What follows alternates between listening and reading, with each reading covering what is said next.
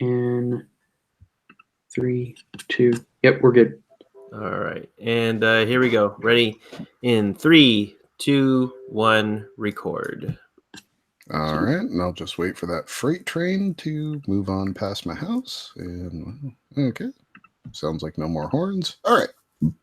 So we're good to go? Mhm. Yeah, I'm good. Hello, everyone, and welcome to That Pixel Life. This is episode 51 for May. We're recording on May 7th, 2019, and we're going to cover the Riot Games walkout. The latest state of play from Sony was announced. And are we going to get into the Die Hard ranking tonight, or are we saving that for another week? Dude, let's do it. Let's do it? All right, we can do do that. Well, we're going to rank us some Die Hard tonight. And to do that, I have with me, as always, Mr. Shannon Moore. Hello, sir. How are you doing? Oh, I don't know if you can tell. My voice is a little scratchier than normal. I'm at the wonderful time of year when I've spent the last 2 weeks going, do I have just really bad allergies or have I just had a real long cold? I can't tell anymore. So A little bit of column A, a little bit of column B. yeah, maybe. And with the 2 kids, I'm just kind of assuming I'm always sick. Mm-hmm. It's just It's a good way to go until they hit about the age of 5, right? yeah, pretty much. Jonathan's finally gotten to where he washes his hands pretty well. So Awesome. But Evelyn's in preschool now, so it's just that she's a germ bag. It happens. And someone else knows all about that life, Mr. Robert Stiltonpole. What's up, man? Hey, how you doing? Doing well. Can't complain. Cool. Well, I could complain, but no one cares, so we'll move on. If you want to check us out, hit us up on Twitter at That Pixel Life. Get on the Facebook group. That's where we do a lot of our discussions, build up for the episodes, so on and so forth, and talk games and geek culture with some like-minded individuals. They're all good people over there, so jump in and say hi. And if you want to go to thatpixellife.com, you can find links for this podcast and every platform available. Just get on up on your system and put us in your ears. That's right, in your ears. We also have a Patreon. After that, why wouldn't you join our Patreon and help us keep the lights on? It's always appreciated. We love our patrons. But as far as that, let's go ahead and move into some industry news. So this week, it was speculated that it was going to happen, and then it was kind of like maybe it did, maybe it didn't, no one knew. But then all of a sudden, social media caught wind that yes, Riot Games of the controversial 5 lawsuits for California Equal Pay Act and a whole bunch of sexism and other bad practices. 150 employees plus participated in a walkout on Monday. And it was the first real walkout in the gaming industry as far as a worker uniting type of thing. These were basically to protest the lack of change in policies, the lack of change in management, the working conditions as a whole within Riot. And I think it marks a very interesting moment in the nuts and bolts of gaming, and I wanted to get your guys' opinion, what you guys think. I'm really, first of all, you got to give credit to Jason Schreier for actually sitting there and putting in the time to get these articles out to the general public, to kind of expose the flaws in the gaming industry in general. But after reading his article, I was kind of disheartened to see that despite the lawsuits, despite what had been going on at that company, that nothing had changed in that culture. Like if you read his article, I mean, they just talk about how everything is just, like the people that were involved in the lawsuits, the ones that were like specifically cited for exhibiting the behaviors that were at fault, like they're still there. Like they're still working at that company. Nothing has changed to correct the culture that's upsetting the people that are working there. And for them to actually get involved and to actually rally and walk out and say, hey, this isn't cool anymore. Like, this is a great first step for the rest of the industry. Like, follow their suit. If you find something that you don't like, get involved, get out there and like made your voice heard, because like the companies, they're just there for the profit. Like, you know, I mean, if you are going to sit in the environment that they create and you're going to tolerate it, nothing is ever going to change. So to see people actually get involved and go out there and do what they need to do to get a better working environment, to get that equal pay, to get rid of the people harassing them and making their work miserable, I'm all for it. So my hat's off to the people that stepped out there today. Good job. Robbie, you got any thoughts on this? Not this specific case. Like the only issue I have with this situation is how upper management handled it. Like they kind of promoted it. Like, look what our awesome employees are doing, standing up for, you know, using their freedom of speech, blah, blah, blah. You know, like it was just seemed kind of ironic because they're the ones who are being walked out for, you know, against. But I agree with everything Shannon said. Like I don't have anything to refute. I won't lie to you. I am conflicted about a lot of this stuff that has happened over the last year to 2 years, with the stories coming out about people having to work long hours. I'm not talking about sexual harassment. I'm not talking about like hostile situations. That's not what I'm talking about. Okay. I just want to be very clear on that. I'm talking about the working conditions of working. You're talking about like crunch, yes. Yeah. And I know that is not directly correlated to this, but it's all of it in my mind kind of ties all together. And I know that I'm going to get pushback for this, but it's really just, I don't have a definitive answer. I'm not dogmatic about how I feel about it, but I do struggle with having too much sympathy for people who are working these hours as long as they are getting paid for them. Like because most of these people are contract workers, most of these, and they signed the contract knowing that they were going to have to, like, you know what I'm saying? Like they signed this contract knowing the circumstances that could happen to them, because they wanted to make video games their whole life. They're not ignorant to what it takes to make video games. And so I just have this mentality, like, as long as you are getting paid, I don't like, and you're talking to a guy who's worked 2 jobs since he was 17 years old. Like, I know how it feels to get up at 6 a.m., go work a job until 5, and then go work the other job from 5:30 to 10:30, 11, whatever. Like, I know that feeling. I know it sucks, but at least I was getting paid for it. And I'm not making some like strong stance of like this, they're all whining for no reason. I just don't know really how to feel right now. And then at the same time, we have all this video game media who, yeah, they write these stories, but then they have podcasts that spend 2.5 hours talking about their game, that game being so awesome.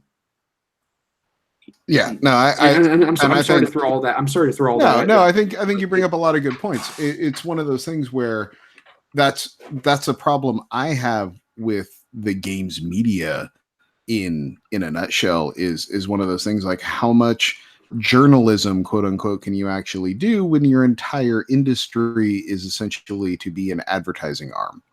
You know, your entire role in this business is to tell people about the new games, tell them if they're good or bad, and move on. You know, that's how a lot of people view it. And then when you have the Patrick Klepeks of the world and you know, Waypoint or Vice Gaming or whatever they're called now, doing actual journalism, or the Jason Schreiers, like bringing some of these conditions and policies and so on and so forth to light, it creates a very conflicting environment for the consumer. You know, like me on the surface goes, yeah, these, you know, I've, if people have been listening to the show, you've heard me talk for a long time that I think unionization is a good thing for the gaming industry. And because you're right, these people do sign these contracts, but because they sign them because that's the industry they want to work in, and there's literally no other options. Yeah. You know, do you want to make it or do you not? Because I've got a line of people for your job. So Yeah. in or out right now. And You know? you and I have talked about this ad nauseum over the years, but like like I'm for capitalism. Like I'm just gonna be straight up and honest with that. I don't mind throwing that out there. Like I'm for capitalism. I'm for a market. Like I'm perfectly fine with that. Again, I'm just in this weird position right now where I don't know how to feel strongly one way or the other, because like again, my wife has been a contract worker for the last how long? 3 years? The last 2 years. And I know how much it sucks being a 1099 employee. I know that it sucks paying your own taxes at the end of, whenever you get to tax time. I know it sucks that most banks won't accept your income because it's a 1099 whenever you're trying to buy a house. Sure. I know the ins and outs of how difficult it is. So I'm not ignorant here. I'm not just speaking out of my butt. Like I understand. But at the same time, my wife struggles with sometimes not getting paid the time that she works per hour. They are.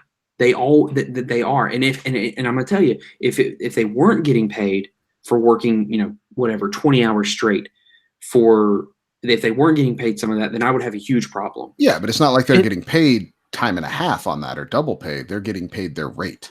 Yes. You're contracted to do a job, and if you don't do the job, you don't get paid. And it's a systemic problem. Like I get it. Like they need to have better options. I'm just saying in the current situation, like that. Let's just talk about specifically the Red Dead situation. You sign a contract. You know that there's crunch time. Like you're not going to have to work off the clock. Does it like? Well, so crunch time. The crunch time, there is no clock. You're on the clock. Period. Yeah. Like, if you need to sleep, that's on you.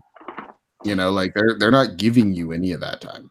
Like, but I also think that like I think we're going off of the topic here. Definitely. Like with relation to Riot, we've jumped a tangent for sure. Yes. Sorry, Shannon, go ahead. No, it's fine. I mean, I was just gonna say. I mean, like, I think while you do make a lot of valid points about like the crunch aspect of it, I think with Riot it was more in the harassment. Yes, and that is 100% wrong. And inequality. Like, I mean, like I understand getting paid for your work, but like if the women at that company are getting paid like 75 or like 25 to 30 cents less on the dollar per hour, that's a big problem. That's bullcrap. Yeah, I mean that's and I mean that's the stuff that needs to be brought to the front. Like as far as the other stuff, like you want to work on contract, you want to do that crunch, you want to be in that life, you want to run that schedule, like that's fine. That like I agree with you. Like you signed up for that, like go for it. But if it's these other like underlying more like I guess sinister problems that were the issue for me, or like bosses coming around and like cussing you out on a regular basis. Like it's just the way unfortunately, and like video game industry is not the only place where you can get cussed at by your boss. Oh sure, like no, like I mean, but that's the problem is to Shannon's point when it goes beyond HR and you're bringing lawsuits into it. And the company's response to 5 individuals suing the company over these practices is to essentially get up in front of the room and say, nothing to see here. Everything's fine. Everyone go back to work. That all they did was stoke the fires and piss people off way more. So yes. And this situation, I'm pro worker 110%. Like I didn't mean we've all been in that situation where it might not be happening to you, but you've seen it happen, and you just kind of keep waiting for that person to stand up for themselves, or you kind of keep waiting for HR to get involved, but it's not really your issue and you don't want to make waves because you're all right. So you just kind of keep it going, and then you see that person get royally screwed.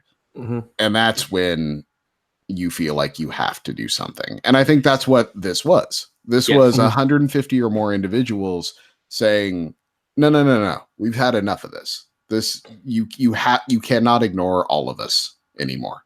And And the thing I liked about the article that Jason wrote was that it basically came down to an open forum discussion at one of their company meetings where people could voice questions, but they used to make them non-generic.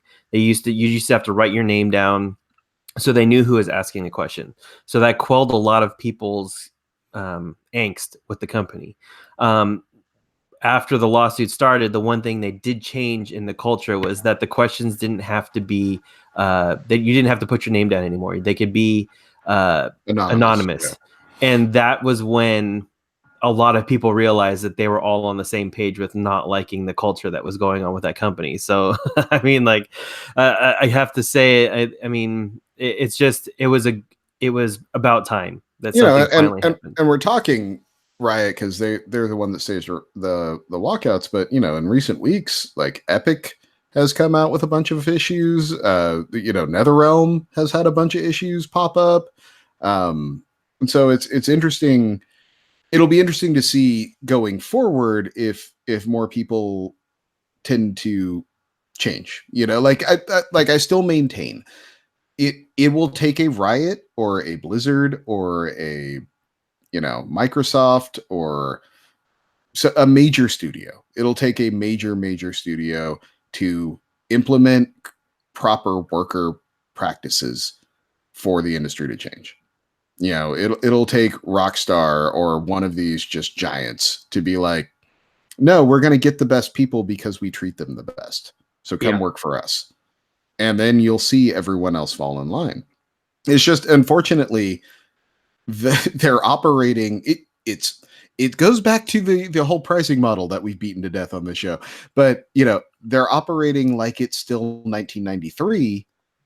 And it's not. Like everything is 10 times more complicated. Teams and games and systems and technology and everything has made these quote unquote games incredibly complex pieces of artwork that are all having to be worked on by hundreds of people around the clock just to get it to work. And it's it's the classic line, the center cannot hold. Eventually you get too big. Eventually it gets too chaotic. And you have to change how you do things. And I do not think it's a coincidence that, since this next generation of consoles has hit, or, the PS4, Xbox One era has hit, this is when you're getting a ton more of these stories. I don't think it's a coincidence. I think it's only going to get worse unless these practices changes. The more complex these machines get. I really do. Yeah, so. Agreed. And I will say this though,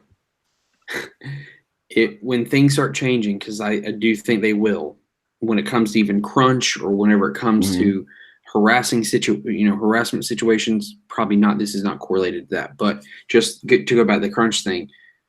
We need to be more respectful whenever games don't come out when we want them to, because games aren't going to come out as fast as they do now. And they don't even come out as fast as we want them to, but you know what I'm saying? Like I think as a culture of video game consumers, us talking heads, media, we all need to look at ourselves in the mirror and look at maybe a piece of hypocrisy that maybe we're adding to this situation just across the board. Oh no, it's the example you just brought up. Let's talk about how awful Rockstar's work practices are in one hand, and then literally the next day post about how amazing Red Dead Redemption 2 is and everyone should go buy it. That's the issue. That yes. Right there. That is like gaming hypocrisy number 101 right there, Yeah.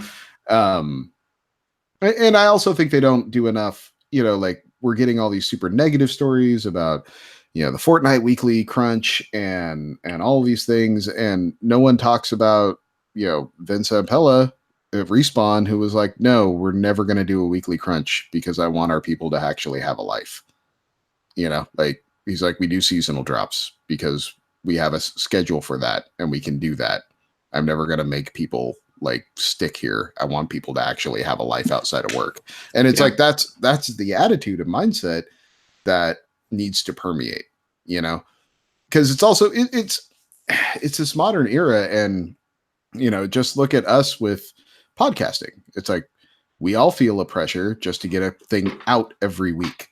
Just content. We need content. We need to make stuff. We need to post on the Facebook group. We need to get something on Twitter. We need to record the show. We need to get content out in the world.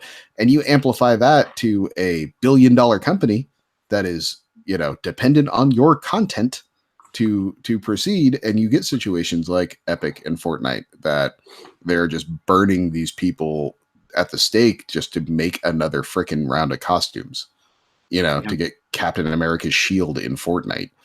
Because they've got to feed the beast, Which is really cool. I just want to point that out. and I mean, and it helps that it's really cool, but it's just, yeah.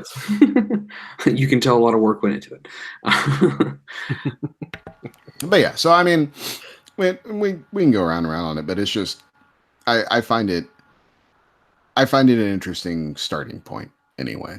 It also ties into something I wanted to bring up with you guys, like, now that in the age of social media and the age of like all these creators being so accessible and their practices being so accessible, and like the behind, the Oz behind the curtain aspect of gaming has been removed. Are you finding it difficult to separate like creator from creation? Like I've got to admit myself, I know Robbie was never really looking into it, but Shane, I kind of want to get your thoughts. The Borderlands 3 coming out, like, I love Borderlands. I love Borderlands 2. I was all about it, but like the more stuff that I'm just like oozing out of Gearbox and Randy Pitchford and their practices and everything, it's giving me a hard pause on getting Borderlands 3. Yeah, it's a sticky wicket, right? Because like you want it, you can't, I mean, do you punish the face or the social media outlet of the company? I mean, do you basically punish the rest of the company for his actions? And it sucks that he's the face of the company and he's in the position he is right now with the stuff that he said and the information that's been found on that thumb drive. Like, it's just, but a lot of people go and work at putting out a quality game. Oh, sure. And I feel, I don't know how you rectify that. Do you wait until maybe the price drops on the game and then buy it and just to show your dissatisfaction with the company, just to say, hey, look, like, I want to support the people that actually worked on this game, but I don't want to buy it at full price because I don't want to support the reputation the company has as a whole. So by that, so you're in a sense giving them less money. I mean, that would be how I would rectify the situation. That would be how I would, express my how disappointed I am with the way that he's, creating that personal image for the company. That being said, like, it's going to be really hard for me to like sit back and not buy this game day one with like the nostalgia I have and the love that I have for the series. So it'll be interesting to see, how my views change as it gets closer. But I know with like other properties that Gearbox puts out, like, after like some of the bogus releases that they've had their hands in, like the Alien, like Colonial Marines game and some of the other debacles, like, I don't buy their games like right away just because I don't like what they're doing when it's not like their property. So, typically I won't buy a game, from them if it's not Borderlands. But with other games, with other companies, with other things that have gone on, like if, I think I would be more inclined if I didn't have such a strong influence to, not buy the game or boycott the game or, just kind of turn my back to that developer in general. And I mean, it's a bummer in my estimation, just because I really like Borderlands. Like, I mean, that's where it sticks for me, is like, no, but I really like that product. Like, that's really good. And I really like that thing. It'd be like, Robbie, if, the next BioShock was coming out, and what'd you say? BioShock? It's like, but like supplant Randy Pitchford with, why am I blanking on the guy that did BioShock? Ken Levine. Yeah. Supplant Randy Pitchford. Everything Randy Pitchford has done, Ken Levine has done. Oh, would I you can't. pause I at mean, all? I can give you an honest example that I am boycotting. I will Mhm. not see any Bryan Singer film. Okay. Like I don't care what it is. I don't care if he all of a sudden comes out and says I'm making a Nightwing film, and it's made specifically for Robert Steltenpohl. All the stuff, like the stuff that has come out about him, and the true, like confirmed stuff that has come out about him, I will not see. Or Kevin Spacey, I will not see any more Kevin Spacey films. Mhm. Like unfortunately, one of my favorite movies one of my favorite movies of 2 years ago is Baby Boy. Ever since that movie, ever since all that stuff came out, I haven't watched Baby Boy just because like I'm kind of disgusted by him. Now I have not had that happen with video games yet, but I would like to think I would like to think I have high enough integrity that if something like that came out or something you guys are talking about was a game that I was really wanting to play, then yeah, I probably would not pick it up. Like I won't lie, there's parts of me that was waiting for EA to announce they're going to do microtransactions with Last Order for Jedi, and I was going to consider not buying it if they did. Now that's not as heinous as some of the stuff we're talking about, but you get what I'm saying. And this isn't me on my high horse. Like if you still want to watch those movies, you still want to play those games, like have at it, Hoss. Like that, that's your own call. But I do think we have to speak with our wallet, especially in situations like that. Yeah, and I don't know. The argument for me, it's like, well, you're punishing the whole dev team by doing that, and it's like, well, sure, I understand that argument. Like these people are getting paid to make a product that is going to reflect on their resume, but we're not paying that dev team. But exactly. We're paying the company that is choosing to keep this guy as a figurehead. Yeah, that's where it falls apart for me. The dev team is getting paid before this game comes out for their work. They have nothing. That has nothing to do. It doesn't correlate. Yeah. Well, I mean, they get to keep their jobs. Well, most of them don't anyway. Like, I mean, most contract developers don't keep their jobs after a game is developed and they have to re-up another contract. Like, and that's coming from a friend who actually works in that craziness. Like, I mean, he's like, hey, Robbie, yeah, I'll work on this game for, 9 months to a year and a half, and then I don't know if I'm going to have a job after that. And that's just kind of the reality of the business, but it's also, the people for the actual salaried employees of, say, Gearbox, there's a board of directors. There's, this is especially in any public held company, like these are people that could remove this CEO at any point, just as an act of no faith. And I mean, who knows? Maybe the 85% of other stuff that this person does, it makes it worth it to put up with the 15% of this total bullshit. But or maybe they're privy to information we're not, But I think until the bad stuff starts reflecting negatively in the pocketbook, why would they change? Yeah. And I mean, let's face it, the gaming public is a vocal group, but I don't see them doing much. Like we all remember the Call of Duty when they switched to no local servers and everyone was going to boycott it and blah, blah, blah. And then that screenshot went out from the Steam page where every single person on the front of the page was playing Call of Duty that night one, and it's like, yeah, okay, great. Glad you got on Twitter and we're Twitter angry for a little bit, but like you still spent your money. So here we are. Yeah. I don't know. It was just a point I wanted to, I've been thinking about this week. So I just thought it'd be worth discussing.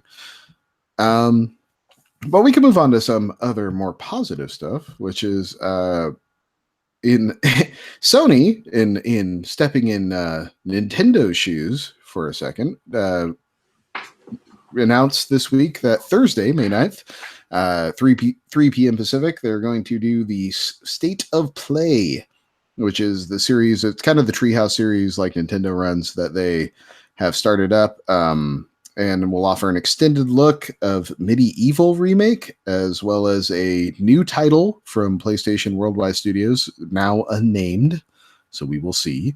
But it's supposed to be the debut of that title, and there's kind of gonna be it. So I've seen a lot of speculation being like, oh, so Medieval's going to be the game they released this year, and maybe this new title, and maybe that's why they weren't at E3, because that's all they had, which is, potentially true. But also, it just made me think, like, and I'm probably in the minority of this, but who fucking cares about Medieval? Like, why is this a thing? I know like, I don't.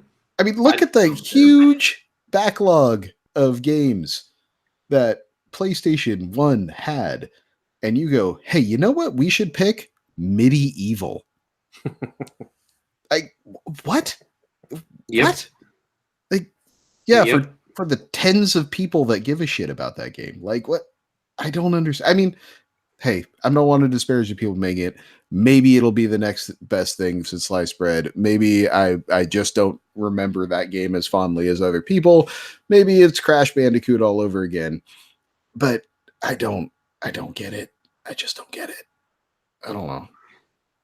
No, I think you took my snarky comment. Like I was gonna say, so I guess this is why PlayStation or Sony didn't go to E3, but yeah, it's just it's very underwhelming, and I think we were talking before the show. You said it was only going to be like a 15-minute, approximately 10 minutes, according to the blog. Oh God! So yeah, it's a joke, man. Like I don't even know why you would waste the time. I mean, like you with social media and all the channels that you have to push information out nowadays, why even bother putting together that conference? Just put it out, like just put a new trailer out on YouTube, or disseminate it like you usually do. I don't understand why you would.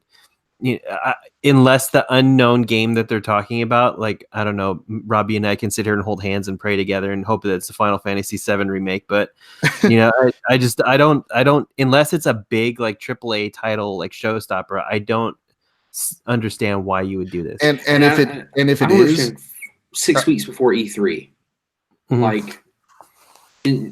Look, but let's not beat around the bush. We freaking know Last of Us 2 is coming this year. Mm-hmm. Mm-hmm. Like, let's not act like they got nothing up their sleeve. They've got the game that's going to win the month whenever that movie whenever that game comes out. It's a good Freudian slip there. Yeah. I want to know when are they doing another PSX this year? Because I know they didn't do one. Right now, they don't have anything scheduled. So what I'm guessing, what I think they might be doing, just from my little marketing background, is doing these small touches up to a big state of play, probably the week of E3, would be my guess. So maybe the debut of the new title is something they're going to show a lot of gameplay of during the week of E3. Mm-hmm. Something like that, but it's a way for people to start building buzz on it. Because that's always been one of the bummer parts of E3 is when they'll show a trailer for something and people get all hyped about it. And it's like, and now this guy's going to play it for 10 minutes. And it's like, well, okay. Like I got the idea. I don't need to, you're really just going to do this Gears of War XCOM game for 20 minutes. Okay. I'll just sit here then. And there's not a piece of me that doesn't think that Sony's not going to sneak in some kind of announcement that week during E3. Oh no, I'm fully expecting them to have a, state of play treehouse show that's like an hour long that week. I'm fully expecting it. I will actually be stunned if they don't. Yeah. Like, I would just be really upset if, like, I just don't understand how you can generate buzz in 10 minutes when you have Medieval that you're trying to show as well. Like, I think maybe because they know what it is, they know they're not going to be able to create buzz with it. Well, what Sony franchises haven't they rolled back recently? Legend of Dragoon. Okay, that's a big stretch, but sure. Legend of Dragoon. Let's see. Resistance. Oh, dude, Resistance. Resistance would be great if they came out with a new Resistance. I would love Killzone. Killzone is another one. that. I think Infamous. Now, see, okay, like if it's here's 8 minutes of Medieval, and we're gonna end with this trailer, and it's a Killzone or Resistance or Infamous or one of these titles that everyone knows on site, and it's just a 2-minute trailer cut to black, I'm in. Like, yeah, that was worth it. Great. I got an Infamous trailer out of it, or I got a Killzone trailer. Like, let's roll. You know?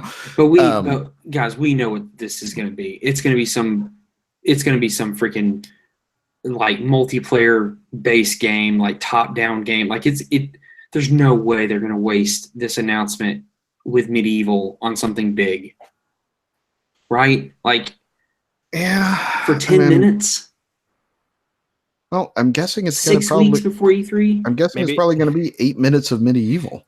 I mean, Or maybe it's just going to be a mobile game. Like Sony's going to get in the mobile market, and they're just going to be like, "Here's a new puzzle fighter for your mobile phone." they're going to roll out the new Sony phones I'm down. with the dedicated store. And they're like, hey guys, y'all remember the ESPN phone? We just took all of them and we just updated them a little bit.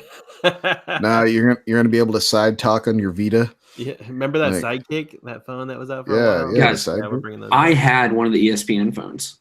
Of course you did. That does not I- surprise me at all. I had one of those ESPN phones. This is before I even met Lisa, and I learned how to make good decisions financially. This is the least shocking revelation we've ever had on this show. That was the worst phone ever. Like, and then like I just thought to myself numerous times, like, man, why do I have this?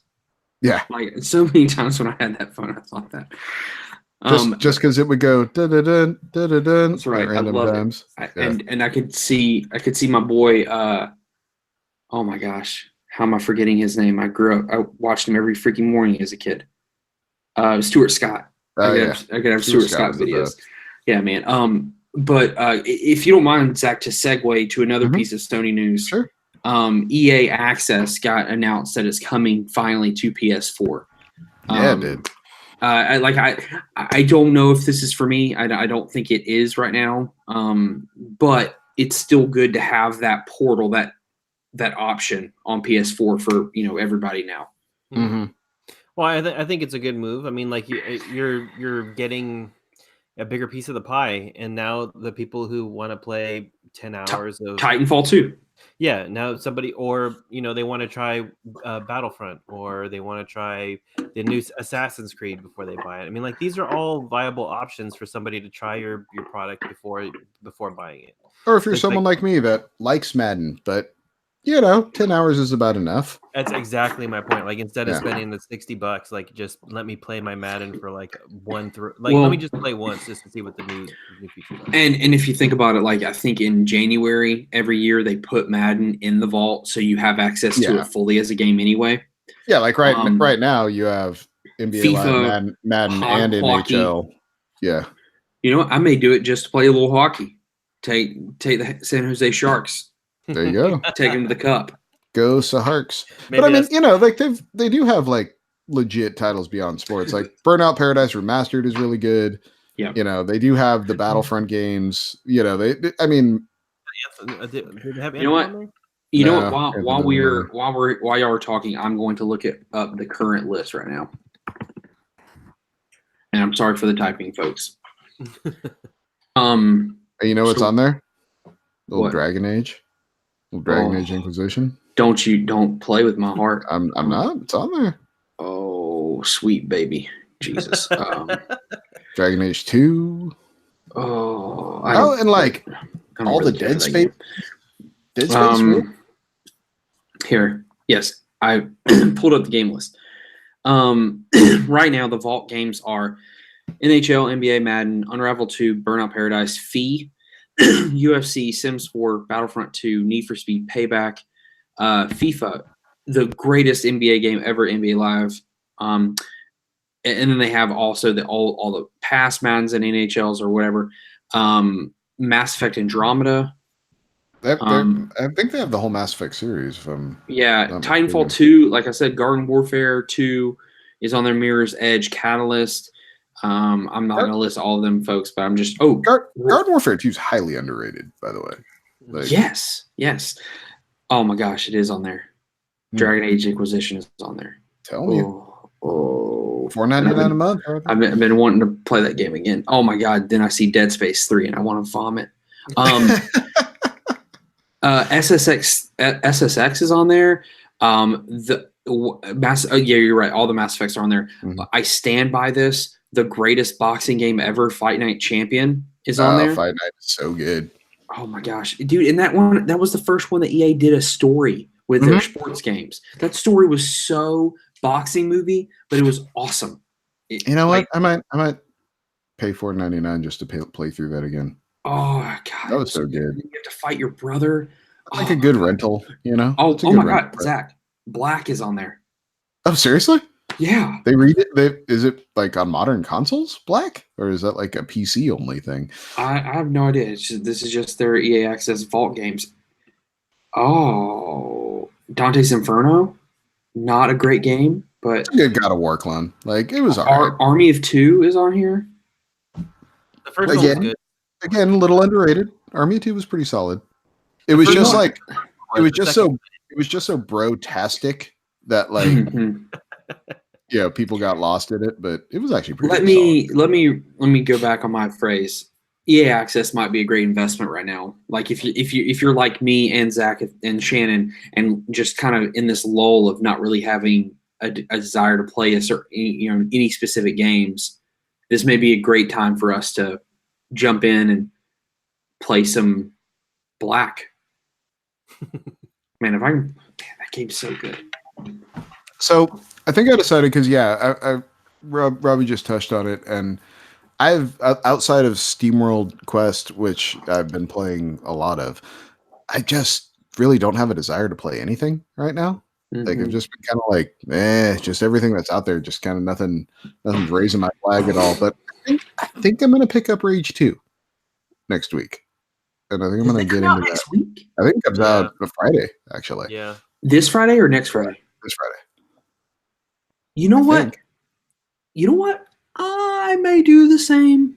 I feel like some shooting. You know, like I feel like doing some shooting, and like I like the shooting in the first Rage. Yeah, I want to shoot someone in the neck. I think I'm going to pick that up. So. Lisa, when you say you want to shoot someone in the neck, you mean literally. I'm a video game. Okay? Yeah, we are not soldiers, unlike your wife. We are not soldiers of fortune. Okay? Yeah. Freaking psychopath over here, guys. hey, everyone's scared of the Rottweiler except for the owner. So that's just as long as that Rottweiler's in your yard, you're doing good. Yeah. So, well, she got a mind of her own, man. But no. Like to be clear, Lisa, I'm not saying Robbie owns you. Please don't show up at my house. Yeah. But to echo just one last time, like on the EA Access thing, like I don't know if I'm ever going to be to the point where I want this all the time from every company that makes games. Yeah. But because I do think, hey, like you can say it's a great deal, but people only have so much money to invest into these subscription services and so much time. These aren't movies that take me 2 hours and then I'm done with it. Like, you know what I mean? We talked about this like a week ago, but about Disney Plus. Like, we will probably get Disney Plus when it starts, but I'm probably going to drop DC Universe. Like, sure. I can't do both. Well, and I honestly, I could see myself dropping Netflix when Disney Plus hits, because a lot of what I watch on Netflix will be on Disney Plus. It's just, I mean, it's a thing we watch as a family. Like, I don't watch a lot of movies by myself. I just don't. I think we're missing an opportunity. You see, Robbie will get Disney Plus, you keep your Netflix, and then I'll get one other subscription service, and then we'll just kind of all piggyback off of each other. All right. But the only one that you can't piggyback on is Hulu, because they've gotten like really smart with their stuff now. But yeah, I'm down with that, because like we're always gonna have Netflix, because of just the movies that they put on there. Like Zodiac is on there right now, and Lisa's never seen it, and so we're going to sit down and watch that. So good. But I will also say this: Netflix's original TV shows, a lot of them are pretty darn good. But I'm into Umbrella Academy. Umbrella Academy got me. I'm here for that. But something they've started to invest in a lot that people, I don't know if people have noticed over the last year or two, is that they're all about the stand-up comics and getting specials for stand-up comics. I'm believe it or not, I'm actually a huge fan of Anthony Jeselnik's stand-up. And I just watched his new special that came out this week. But anyway, that's beside the point. I don't know how the heck EA Access. EA Access coming to PS4 is a big move and a smart move, and I'm glad Sony playing nice and getting more things like that on there. But moving forward, like I've thought about this a lot. I don't know if there's another developer or whatever distributor, whatever, that I would think could do this and be successful. Like as far as having a streaming service or I think Ubi could. I mean, you really look at the titles Ubisoft has out there. Like, I mean, it's all Assassin's Creed at this point. It's like 12 Assassin's Creed games. You don't think Blizzard could, or Activision, or? The problem with Blizzard is so much of it is like PC based. Yeah. Yeah. And RTSs are only fun for so long when you play them by yourselves because they don't do online support really for those games anymore. But like I just don't know. Like Bethesda, no. Like they've got a great current catalog, but do they go 20 years of a great catalog that's worth paying $4 a month for? See, I think you're overlooking Ubi though. No, you're right. Because you got Assassin's Creed, you got Watch Dogs, you got all the Far Cry games, Rainbow Six games. You got the whole Tom Clancy universe. Yeah. Like you've got I love the South Park games. The South Park games. If you want, they got the Beyond Good and Evil. If you want to go back in time, they've got all the Prince and Persias. Oh, like, yeah. Like they've got some stuff. They've got Elite Sports game, Steep. And people will laugh, but all the Just Dances, like Just Dance sells a lot of copies, you guys. Like yes, it does. They do. Rayman, like they've got some stuff, and then they've got their indie studio that pumps out stuff like Child of Light. And we get it. You win already. Yeah, Ubisoft is probably the only other one. Geez, Shannon, just hurt my maybe WB. Maybe that would be more. I think that would rely more on their like history, though. Yeah, like, they wanted to bring up a bunch of their stuff to modern standards. Yeah. But anyway, that's all I got. All right. Well, we can transition to the weekly consultation, but I feel like it was just going to be the same as last week because all I've been doing is playing a ton of SteamWorld Quest, and that's about it. If you're playing SteamWorld Quest along with us, I hate the twins. They suck. Maybe I just haven't figured out the right combination with their deck yet, but man, I'm not enjoying them. I'm liking them right now. Okay. But I don't know what chapter chapter are you on? 9. Okay. Yeah, I hit a pretty severe wall at 13, and I'm just grinding right now. But I found a spot where I can. There's a save spot, and then right outside the save spot, there's a battle, and it gives you a pretty healthy amount of experience. Okay. So I've been bouncing back and forth between the save point because when you save, the monsters come back, right? Yeah. So I'll go in, save, get everything replenished, and then the battle usually ends up bringing my characters down pretty low in their health, but I'm alive. So then I'll just run over to the save point, save, fill up my health, and then go back and do that battle again. So that's kind of what I'm doing right now.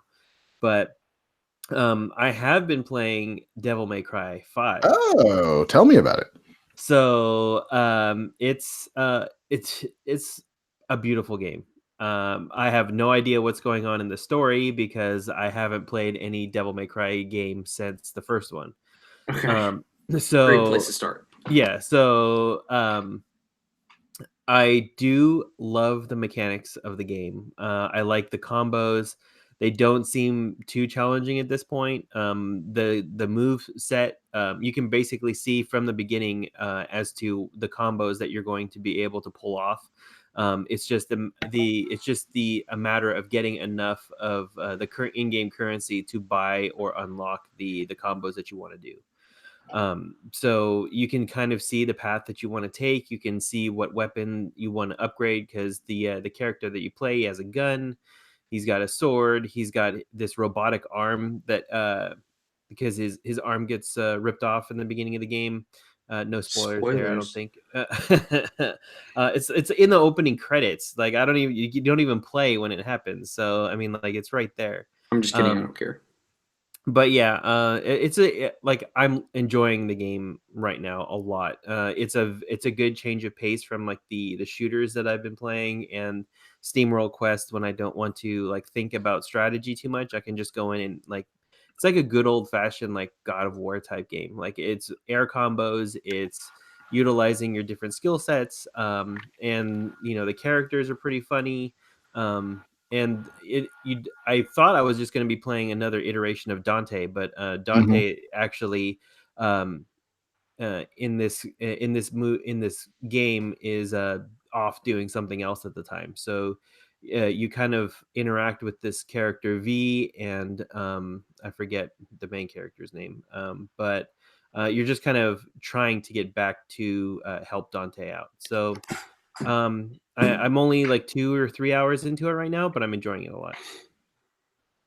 Sweet. Yeah, I'm it's actually been on sale this week and I've been looking at it just going like, maybe I should pick that up because I keep hearing a lot of good things about that one. Mm-hmm. So yeah, it's smooth. Like the transitions for all the battles are great. The only thing I would really say is kind of a bummer is the load screens going in between your the shop where you can buy your stuff and jumping back into the world or jumping to the menu where you choose what you want to do. If you want to, go and do like challenge missions or whether you want to do the story missions.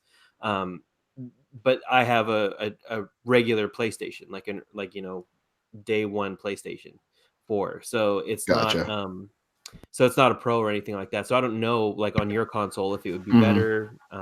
I'd be interested to see if it does improve. Cool. Yeah, well, it's definitely have to pick that up before the end of the year because I have a feeling that's going to show up on a bunch of lists. So I should definitely see what that is. Robbie, you been playing anything? Robert? Since last time we talked, I played exactly an hour of Fortnite with a bad connection, and that's it. Between because I'm basically in the last 2 weeks of school, so I've been focusing on that, and I had a job interview for a teaching position today, and just kind of writing papers, doing lesson plan stuff, and which I'm sure you crushed. I'm sure you crushed it. I not to be bragging, but I really do think it went really well today. So, and if I get this teaching gig, I forgot how much I miss teaching. It's been 4 years since I was in the classroom, and I honestly forgot how much I missed it. So, because whenever you met me when we first started together, like I had just got done teaching, and I had started seminary. That's right. Yeah. Holy crap, Zach! It's been a journey, Robert. We've already known each other 4 years. Yeah, dude. Jeez, Shannon, you've been a fan of mine for 4 years. I have. You've been a fan of mine for 4 years. It's all right. Shannon's been a fan of mine for about 25. So there you go. I have. What can I say? Nobody's been a fan of mine. It's fine. I'm just saying. I've always been a fan of you. It's fine. You don't have to let it kick it. I understand. I'll just do the editing over here like a good boy. Man.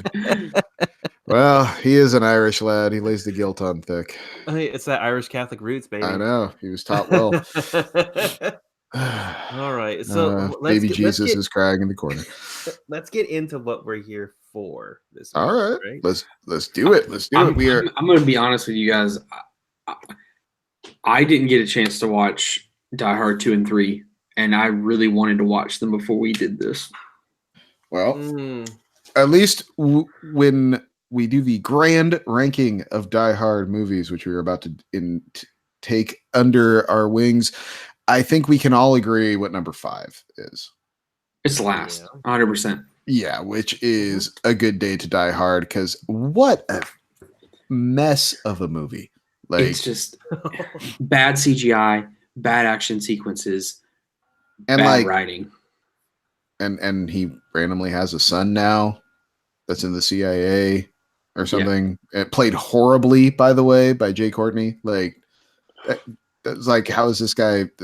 You might have ended your career with this movie, dude. Like, sorry, bummer, but man, you were awful. Yeah, and like, they just went out of their way to make sure you knew that McClane wasn't like your average Joe anymore. You know, he's like just over the top. Like, every action sequence is just ridiculous. There's so many eye rolling sequences in this movie. That helicopter sequence was like, I mean, just the falling through, like, I don't know, falling 40 stories like through floors. Like, come on, dude. Like, I'll give you that John McClane is a god, but or like, if you want to make him that in this movie, but like, his son, like, that hasn't earned that chops yet. Like, that dude would have been red misted probably within like the first like 25 minutes of that movie. Like, it's not a good movie. It's A Good Day to Kill the Franchise, is I think what they should have named that movie. Because I do love how already we kind of already know, like, each time we've done this the third time now of these movie series, we all kind of unanimously agree, hey, this is definitely the last. This is definitely the. It's funny because you would think like, oh, the high point is the obvious one. No. The bottom of the bell curve is where everyone's like, oh, that one. Because look, I know I can't make a strong argument, but the first one's not my favorite. Like, well, let's continue because I would posit number 4 should be Die Hard 2. And my argument for this is Die Hard 2 is essentially the same damn movie as Die Hard. Mm-hmm. And except on a plane, yes. Except, you know, like, he's got to save his wife who's now on a plane. Also, like, it's the villain kind of sucks. Yeah, the villain kind of sucks. But it's also because, like, not only is it the same movie, but the best parts of the movie happen without McClane. Like, the best parts of the movie are his wife on the plane. You know, like with the reporter or whatever, and all of that, and like, those are some of the best moments. I mean, there's nothing wrong with it. It's got decent action. It's got like an okay plot. He lights the plane gas to create the runway at the end, which was pretty rad, you know, and all that. But it's like, even they say it in the movie when McClane's like, how can the same shit happen to the same guy twice? Yeah. Like, it's like, oh yeah, like, I'm sitting in the theater thinking the same damn thing. It's freaking Rambo 2 to Rambo 1. Like, it's the exact same kind of concept happening again. So and again, the villain sucks. I'm 100% on board with the second one being second to last. And I mean, William Sadler is all right in it, you know, like there's, and I think that's the thing is, like, the movie's all right. He's no Jeremy Irons. No, but who is, you know?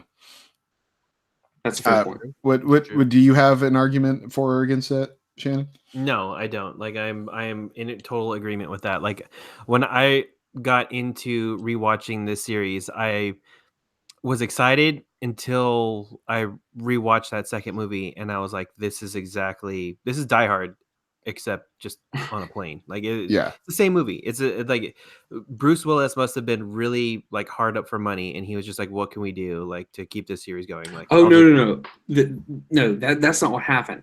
The Die Hard made so much money for that studio is that they, like, if I'm not mistaken, I read an article or heard a podcast where they said that this movie was written in like 2 weeks, and they were just trying to make money again off Bruce Willis. It had nothing to do with Bruce. It was about the studio wanting to make money again, which I can appreciate, especially during that time. Mhm. Yeah, I mean that was like post moonlighting Bruce Willis. Like I'm sure he was just trying to do stuff and get his name out there. And this is the movie that sets up Bruce Willis to be an action hero. Yes. This is Die Hard. Die Hard really didn't do that. It was this movie, because this movie had a lot more of the big explosions and the gunfights and all of that stuff that they kind of teased you with a little bit in the first Die Hard, and this one kind of goes. They show all their cards in this movie. Yeah, but so this is the movie that got him in the Expendables. You know what I mean? Mhm. So, but we don't have the movie Red without his movie. Red is. Can we do a podcast about the movie Red? Dude, I will do a spoiler cast for like an hour and a half. I love Red. Dude, Red it's based off a comic too, which is so cool. So number 3, I'm gonna say is Live Free or Die Hard. No.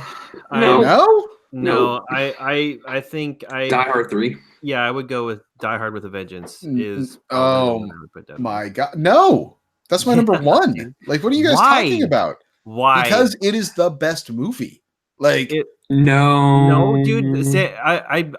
Samuel L. Jackson's character, while in a lot of moments, is like spot on and the dumbest plot emotion, but yeah, like after a while he gets annoying, and like I don't care about his point of views anymore. I don't care about what's dumb about stealing all the gold in New York and then tricking everyone. You mean basically they turn it into National Treasure, but just an action film, and a movie that came out like 10 years before National Treasure? Sure. The only thing I liked about the movie, Zelda game. I like Jeremy Irons as the villain. Oh, 100%. And I like his riddles. I like the way he delivered his lines. I liked everything about it.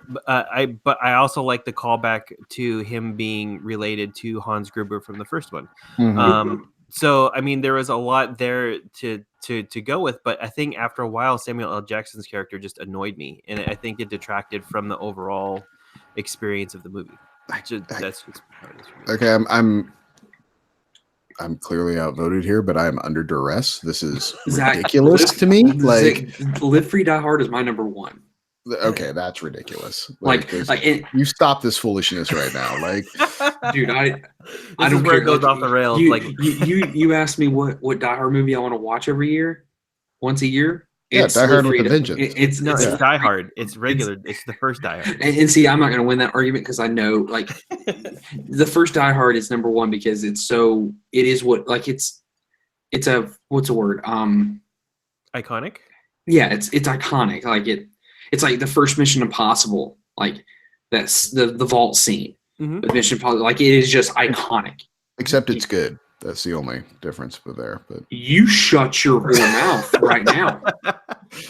Oh, dude, when we get to the Mission Impossible movies, like I love those films like some people love Disney films.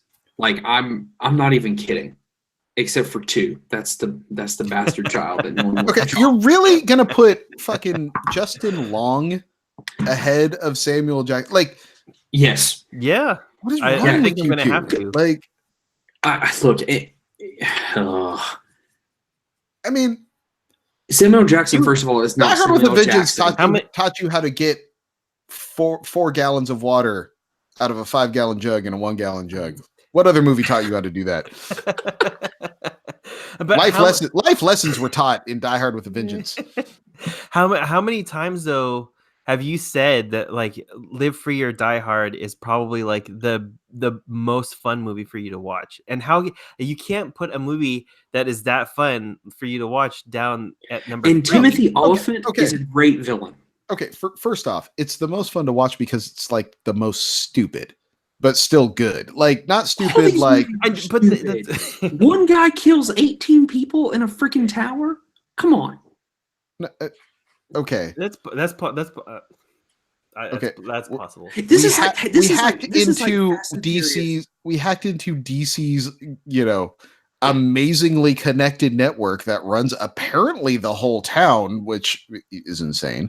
But and then they have to take this detour out in the middle of effing nowhere just so we could kill this girl in an elevator shaft for some reason. Just and so then we like could see Kevin Smith. yeah, and like Kevin Smith is shoehorned into this movie. Like, Look, let's just be very clear here. This is us arguing semantics of the plots of these movies. It's like arguing the plots of Fast and the Furious. Okay, we just need to go ahead and say straight up, we can't do that here. We cannot.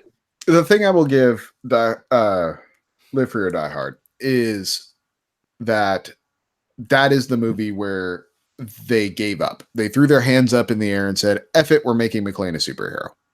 Like, yes, when he takes down a freaking helicopter with a police car. Yeah, I ran out of bullets with a police car off something that wouldn't launch it that way. Like, first off, like, the car would just flip over sideways if it actually hit it going that fast. But neither here nor there. It's just, or the Harrier jet scene, where it's like, oh yeah, of course you didn't die a horrible red mist death like on that Harrier jet. You totally lived and walked away, just slid down the back of it, no problem. I will say, like, just like we talk about 2 in context for it, let's take 4 into context as well. During this time, this is where like cyber attacks and cyber terrorists were like the big thing in these movies. Like, do y'all remember Swordfish and how many times they pressed the space bar to hack into like to write code? Like, you don't hit the space bar 72 times. That's not the part of Swordfish I remember. Okay, of course you don't. Yeah. But like I don't know why I love this movie, but it is just so much fun. Just as long as hilarious to me. Kevin Smith's like that scene to me is really funny too. Like, here's also the thing. You know who gave up with Live Free Die Hard? Not just the writers. Bruce Willis. Bruce Willis just does not give a crap in this movie, and and this is one of the stepping stones to the Kevin Smith Bruce Willis feud. This has been ongoing. Look, Die Hard is number 1. I'm not going to argue that, but I Live Free Die Hard is a much more enjoyable movie than 3. I can't. Well, I'm obviously outvoted, but I can't believe that. Do you not even enjoy Live Free Die Hard? Like, that's my question. No, I do like it. Like, I like both these movies, to be totally clear. It's just Die Hard with a Vengeance is just such a better movie. Like, the plot makes more sense. If you give me more time to watch them, maybe I would be on your side here. Like, I think the Gruber's tendrils going throughout the whole movie like really work. Like all of the setups pay off. The whole cat and mouse game he's playing with McClane throughout the whole movie totally worked for me. But Samuel Jackson is annoying. Like, I cannot. I liked Zeus. I thought he was a good character. I don't know. I was with it. And the thing is, he's not the Samuel Jackson that we all know at that point. Yeah, that's true. But I don't know. There were. I mean, it's fine. We can move on. I've obviously lost, but it's just one of those, like, I think you guys are crazy. But yeah, like, let's talk for a minute though about why Die Hard is the number 1 movie. And I mean, sure, we said it's iconic and all that, but I think it has something to it that most, especially at that time, action movies didn't have. It was a big action movie, adventure set piece set in Christmas time with a great villain in Alan Rickman, but it had, at that time, John McClane was just a dude. And but he in that movie, he was just incredibly driven. He had to save his wife, and he had to figure out these bad guys and what they're doing, and he had to stop them. That was it. End of list. And he's quipping as he goes along. He's talking out loud about like, how the hell did he even get into this situation? He's mirroring a lot of the audience's thoughts throughout the movie, which it was a device that really wasn't used that much. up until that point. You know, it's something that modern movies like Deadpool, and stuff like that have taken to the extreme. You know, like a lot with the Yeah. fourth wall breaking and stuff, where there's actually a lot of fourth wall moments in Die Hard that aren't addressed directly to the audience. It's just him kind of going like, shit, what now this? Really? Jesus, you know, and it's all stuff that like he might as well be talking directly to the audience, but he's not, and it's just a very clever movie and it's very smart. And I do think the action works really well. I mean, some of those moments are so like Rickman falling off the building is an iconic moment. Him walking across the glass is an incredibly iconic moment. The welcome to the party, pal. Like, I mean, yeah, like, just Yippee-ki-yay. Like, Yep. I agree with you. Ho, ho, ho, I've got a gun now, but yeah. You know, like, I think, the fact that this movie still, after, God knows, 30, 40 years, is still argued whether it's, like, a Christmas movie or not, like, this movie just has so much more cultural significance than anyone probably could have ever imagined. Like, for me, it's such a small moment, but, like, a moment that I never forget in the movie every time I see it, and it makes me laugh, is when the dude reaches in and grabs a candy bar when he's about to have, like, the cops come in. Like the cops are about to try to run in. You know what I'm talking about, Shannon? Like, or just looking at the technology during that time and how they're hacking in and trying to get through the vault, like, and how Homeboy is the partner in Walker Texas Ranger, like the black guy who's the hacker, like he's from Walker Texas Ranger. Like, I don't know. Die Hard is one of the most iconic films of our time, and it came out before I was even born, I think. Right? What year did it come out? Let me see. I can look it up real quick. Is it like 82, 83? No, it wasn't that old. 88. I want to say 88. 88. Yeah. Okay, I was 2 years old when this movie came out. Like, it's like if someone told me to make not best movies, not favorite movies, but like most iconic movies of the last 50 years, this is on that list. And like, for sure, because like I said, so much pulled from it. Yes. So many. It was the first to do so many things so well. It's the Matrix of the 80s. Like, and what I mean by that is everyone started stealing the freaking bullet dodging. And everybody started, that stuff. Or in the 90s, you have God knows how many movies. Just these iconic action films. It is is it the most iconic action film? I don't know if it's the most iconic of the time period, but it's definitely it's one of the most original. Because you got to think up at that point, you had the Rambos, you had Commando, you had, I think Predator came out right around then. Yeah, these big Stallone, Schwarzenegger vehicles that were completely over the top action and blow it up, and like I could do a whole series about why Commando is the greatest 80s movie ever made, but it's like just they were so overblown. And then you have this movie which stacked next to them is very meek in scale. Like it's a lot of handguns and sneaking and things of that nature, as it's a opposed tight to story too. Yeah, as opposed to like rocket launchers and huge explosions and all that stuff. And it reeled it. It was the first movie in that chain to kind of reel it all back in and tell a very tight story with some humor and a lot of like cleverness or cheekiness, I should say.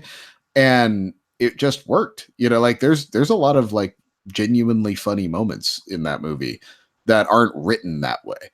They just are acted that way and shot that way, and so they work. And it's just really damn clever. That's the thing about the first Die Hard, and it's the thing they've been chasing ever since. Like ever since that first movie, if anything, they've gone more towards the Schwarzenegger method than what they've originally did. Yeah. So.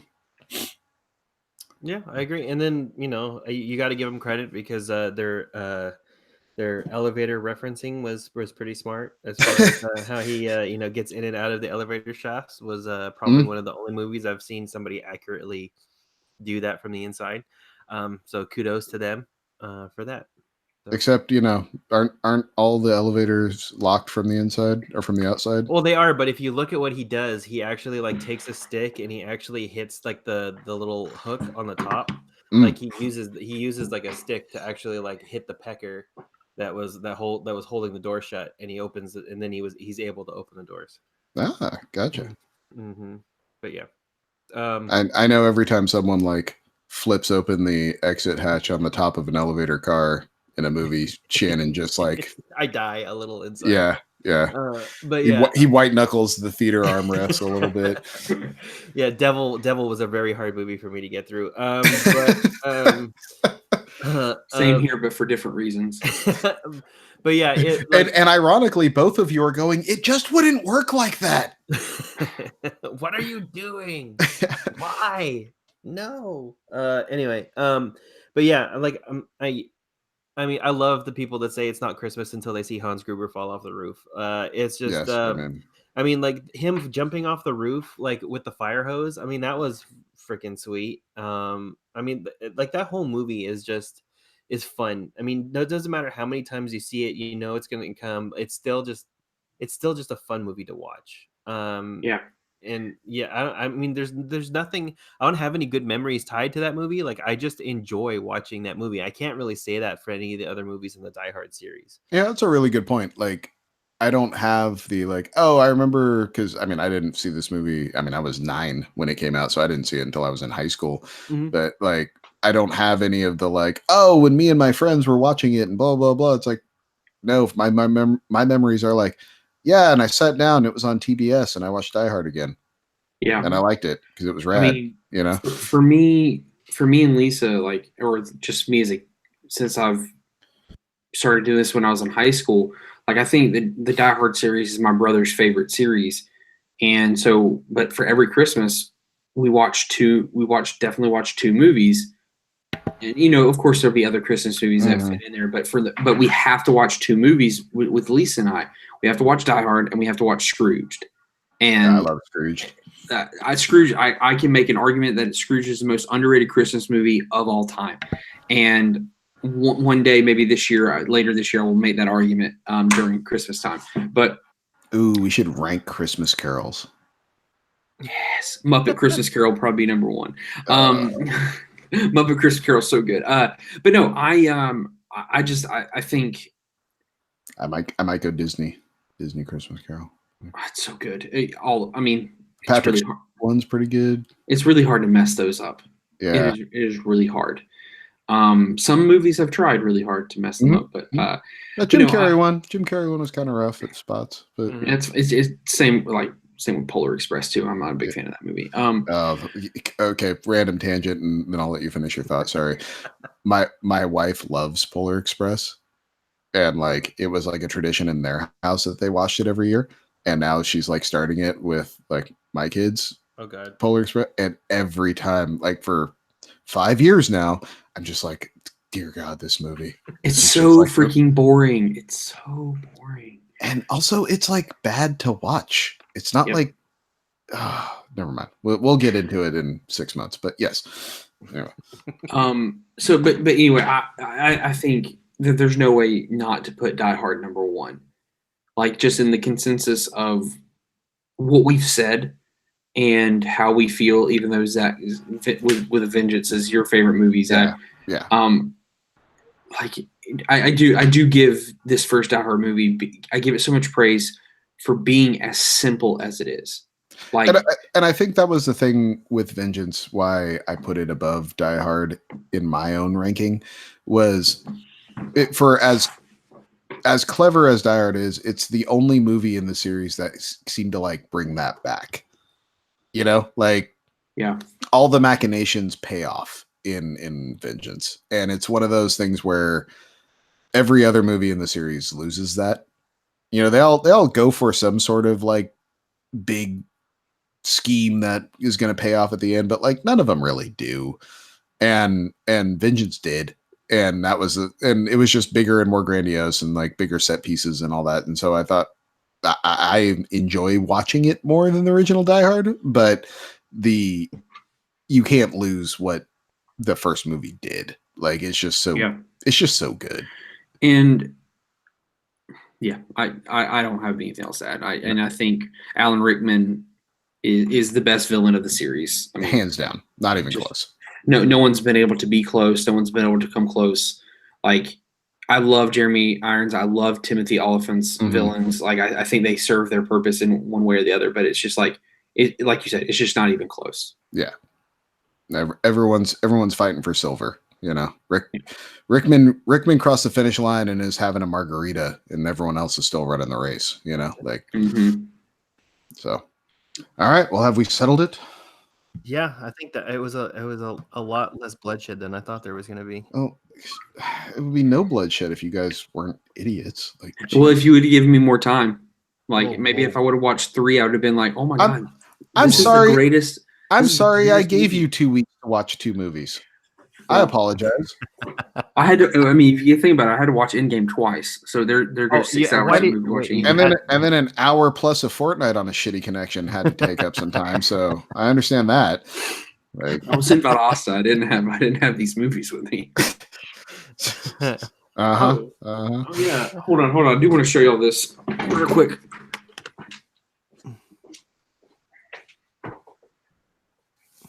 Oh geez, what are we about to see? All right, those that are on the podcast, you can't see this, but this is Oh, look at the that. Ah. Die Hard collection, and it's got. It's got 4 discs of Live Free or Die Hard. But it's got the original like poster art or Oh, that's DVD art for each movie, which is just kind of cool. That is cool. And You can see here's Bruce Willis's hairline get progressively worse until he's just bald. 100%, and I do love Yeah. this one just because like it does show like his aging really badly. Yeah. And then the best one, Live Free, Die Hard. You know. But no, But what he loses for hair, he does gain in muscle mass in those photos. So yeah. And then he's just getting prepared for Red, where he really comes out as the action star. yeah. So I want have we did we already decide what we're doing next? Did we say we were doing no, Mission we Impossible? Or, I'm down for Mission Impossible. I know that so I wanted to ask this, and we can put it to a vote. If people have opinions. Blue Jays, Blues won it. Oh, really? They won OT? it in double overtime. Nice. Go Game Blues. 7 over. Sorry, go ahead. That's fine because I hate the Dallas Stars, so that works. If you're a Dallas Stars fan out there, you had a hell of a season. Zach hates you. Just know. When we get to the Harry Potter series, I don't want to count the Beast movies That's fine. That's fine. because 100% fine. A, they're hot they're not- garbage, and B, like I don't feel like they fit in the canon. You know. I don't agree with them being hot garbage, but I will agree that they do not feel like they're in the same world at all. That Johnny Depp movie sucked, dude. Like with like 8 U's, it just sucked. I have only seen it once, so that should probably be a telltale sign that it's not great. But I just don't think it sucks. Like I can tell you movies that suck. You know, freaking Fantastic Four 2 sucks. Venom sucked. Spider-Man 3. I still haven't seen Venom. Spider-Man 3 sucks. Like that movie didn't suck. Like I found enjoyment in that film. But no, I'm completely fine with that. Okay. I do have a small tangent when we rank those movies. I do have a small tangent about the Fantastic Beasts. the and where to find Fantastic. them. Yeah, I do have a little tangent about that. Okay. But we can talk about that later. But I'm completely down with that. It's So what did we want to do next? Mission Impossible? Or I personally don't care. If we do Mission Impossible, you got to give me some time because I think the only one I've watched has been the first one and the second one, and I think they're up Mother of God. to. I think they're up to 6 now. so you didn't see the one where they were wearing other or masks that gave them other people's faces, but also Zach. changed their body types mysteriously at the same No. time? No, No, Zach, I didn't know that was a thing. Zach, if you're going to be this way, we're going to get a guest to be on the episode with us. I'm telling you, man, I love it. I love those movies so much. Shannon, Tom that's Cruise really, is 5'4". Like, come on. Like, half the people he was pretending to be were like, how much bigger is The Rock than Vin Diesel? But Vin Diesel beats him in a fight. Vin Diesel isn't trying to pretend to be The Rock by wearing a mask.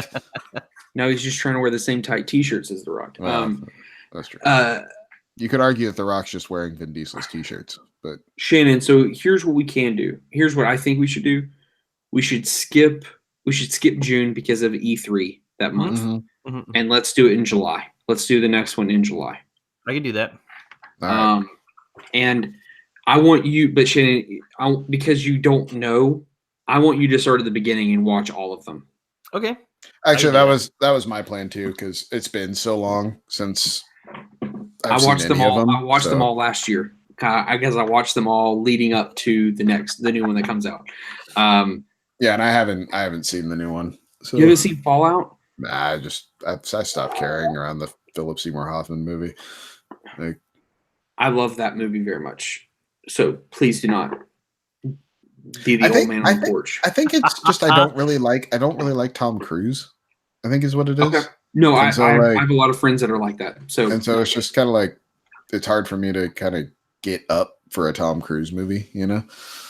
I think that's kind of why I stopped watching it. Is just because around that time he was kind of going crazy with the Scientology, and I was just like, yeah, I'm gonna kind of back away from this for a little bit. And I didn't really watch a Tom Cruise movie until that Edge of Tomorrow, that Live Die Repeat. Oh, so good. Which is so good. Like that's like the one exception to my anti-Tom Cruise-ness. He had a great 2 or 3 year run. Like if you don't count the Mission Impossible movies, because that's just an ongoing franchise. The Oblivion and Edge of Tomorrow and Minority Report are just 3 incredible films that very little people because they're sci-fi films, you know. Mm-hmm. I love Minority Report. Oh, it's so freaking good. Colin Farrell is so underrated in that movie. But no, I actually just recently bought Live, Die, Repeat because I realized I didn't have it. I didn't own it, and I was kind of angry at myself for not owning it. And that did y'all see Oblivion? I don't remember what is Oblivion. Oblivion takes place like on a distant planet. Like these two guys this guy and this girl who are trying to survive. Morgan Freeman's in the movie. Like he's wearing a white suit most of the film. I don't think I did actually. Well, the soundtrack is incredible. The same guys who did Tron Legacy's soundtrack did the soundtrack for this movie. And it's really good. I recommend it if you haven't seen it or haven't seen it in a while. But no, July, Mission Impossible. Mm-hmm. Yeah, let's do it. I'm gonna tell you, Shannon, 2 sucks. That movie sucks. John Woo. I do not understand how John Woo became John Woo. Like this huge prolific director. Well, like didn't he do Face Off? Didn't he do Face Off? I was going to say, he did the movie of our generation, Face Off, but another one where like Nicolas Cage and they're not Travolta. They're nowhere near the same goddamn size. They explain that though. They explain how they do that. Oh, do they? Yeah, very, very, very quick line of dialogue. Have you ever seen the movie? Have you ever seen the movie Thank You for Smoking? No. Well, in the movie, like, oh gosh, the guy who played Two-Face in Dark Knight, Aaron Eckhart. Mm-hmm. Aaron Eckhart is having a conversation with Rob Lowe, who's like a movie producer, and they're talking about making cigarettes sexy again in movies. And they're talking about, and they're just like bouncing back and forth, creating this sci-fi movie. And Aaron Eckhart's like, "Oh man, how can we do this? Like, they shouldn't be able to smoke in space." And he's like, "Oh, we'll do like all Hollywood movies. We'll just one line of dialogue, like, oh, thank God we created this machine here that lets us smoke in space." Like, he's just making fun of how they do things in Hollywood. Speaking of John Woo, though, do you remember Stranglehold? The video game he directed? Yes, with Chow in that Chow guy? Yeah, Chow Yun-Fat. Yeah. It's supposed to be the sequel to Hard Boiled, but like it's a video game, and I remember it being like super sweet. Like it had like the Matrix effect where you could slow down time and like flip sideways and shoot in the air and all that stuff. Like, Speaking of that, those two Matrix games aren't bad, I never played them. I'll be honest. especially the one with not Path of Neo, but the other one, Enter the Matrix. I guess Mhm. was really cool. The just saying jumping in the air and shooting made me remember Hot Fuzz. You ever Yeah. jumped in the air while shooting two guns? I'll do those rankings too. Like I love those movies. I will go down fighting that the last 30 minutes of Hot Fuzz is the best action movie ever made. Oh, it's so Like, good. It's Oh man. like you cannot watch that without just an enormous smile on your face. Like the last 30 minutes of Hot Fuzz are just the best. It's just the Man, best. It's The like, thing is, I will not argue with you. I will go down on that sinking ship with you. yeah. And I will argue that World's End is really good. It just was not what everyone expected when it first came out. It's kind of like how Shaun of the Dead turns into like crazy serious movie by the end of it. Yeah. Like the last 20 minutes of Shaun of the Dead are so heavy when you Yes. compare to like how light the first part of that movie is. It kind of, the first time I saw it, it caught me completely off guard about like how serious that movie gets by the end of it. And World's End is like, hey, let's just get zany and sci-fi all over the place. Yep. But no, I really want to watch Hot Fuzz now. Damn it. do you have 2 hours and 15 minutes? Because that's how long Well, the no. movie Do I have a half hour? Because I'm just going to fast forward to the good part. Cut to them on horsebacks, armed to Yeah. the teeth, and then we'll go from there. is. And Timothy Dalton is so good in that So movie. good with the He's picture, so and then he cuts good. back. The camera backs away from the picture, and it's just him smiling the same exact way. It's just Like- so great. Oh, Simon Pegg. I could take Nick Frost and Simon Pegg in a movie together any day of the week. Yep. Dude, they're writing a sequel to Hot Fuzz right now. I'm waiting Nice. for it to come out. I can't. I'm ready. Don't play with my heart. I'm not, dude. It was in like the, I forget what, it was like Entertainment Weekly or something said that they were writing a new script for it. I'm here. That's for it. awesome. I mean, I'm here Edgar for Wright. Edgar Wright makes just to have my quick second of why Baby Driver is so magnificent. If you have not seen this movie, have y'all seen it? Yeah. Okay. One of the best soundtracks ever. Agreed. But the way Edgar Wright uses the music, the way it cues with the actions that are going on, it's almost like a choreographed movie. The entire movie is choreographed. Oh, it's like one big long music video almost. Yes. Yeah. And like the way the gunshots match up to the beats of the song that are playing, or when they're in the restaurant, fancy restaurant, and eating together, and they clean their glasses just as the chimes hit. Oh my god! It's and you know, I have some friends who make films and work on crews who make that make films, and just hearing them gush about how this movie got ripped off, not winning sound editing or music editing at the Oscars 2 years ago. First of all, just blasphemy that it didn't win. But anyway, I have to go to bed because it is 12 freaking o'clock for me, and you guys are still at 9 o'clock. Well, we stopped ranking movies like 20 minutes ago. We just started talking. We went movies, down so- a deep rabbit hole. Yeah, It's okay. and it was fun. I liked it.